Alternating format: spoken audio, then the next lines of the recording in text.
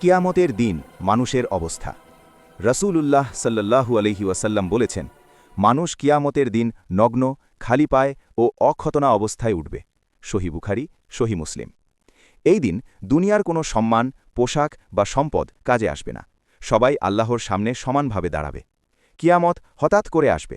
রাসূলুল্লাহ সাল্লাল্লাহু আলাইহি ওয়াসাল্লাম বলেছেন, কিয়ামত এমন সময় আসবে যখন দুজন মানুষ কাপড় কেনা বেচা করছে, অথচ কাপড় গুছিয়ে নেওয়ার আগেই কিয়ামত এসে যাবে। সহিহ মুসলিম। এ থেকে বোঝা যায় কিয়ামত কখন আসবে কেউ জানে না, তাই সব সময় প্রস্তুত থাকতে হবে। সূর্য ও ঘামের অবস্থা।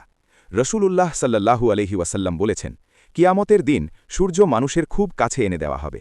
মানুষ তাদের আমল অনুযায়ী ঘামে ডুবে যাবে। সহিহ মুসলিম। কারো ঘাম হবে হাঁটু পর্যন্ত, কারো বুক পর্যন্ত, আবার কারো মুখ ঢেকে ফেলবে। হিসাব ও জবাবদিহি।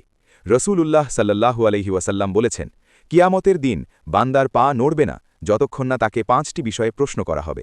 তিরমিজি, সহিহ।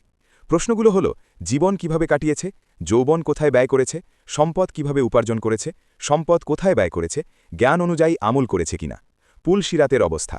রাসূলুল্লাহ সাল্লাল্লাহু আলাইহি ওয়াসাল্লাম বলেছেন, পুল সিরাত জাহান্নামের উপর স্থাপন করা হবে। কেউ বিদ্যুৎ গতিতে পার হবে, কেউ বাতাসের মতো, কেউ দৌড়ে, কেউ হাঁটতে হাঁটতে, আবার কেউ পড়ে যাবে। সহিহ মুসলিম। পুল সিরাত পার হওয়া নির্ভর করবে মানুষের আমলের উপর। শিক্ষা। কিয়ামত সত্য, তাই আমাদের উচিত নিয়মিত নামাজ আদায় করা, হারাম থেকে দূরে থাকা, হালাল পথে জীবন চালানো এবং আখেরাতের জন্য প্রস্তুতি নেওয়া। আল্লাহ তাআলা আমাদের সবাইকে কিয়ামতের দিনের কঠিন হিসাব থেকে রক্ষা করুন। আমিন।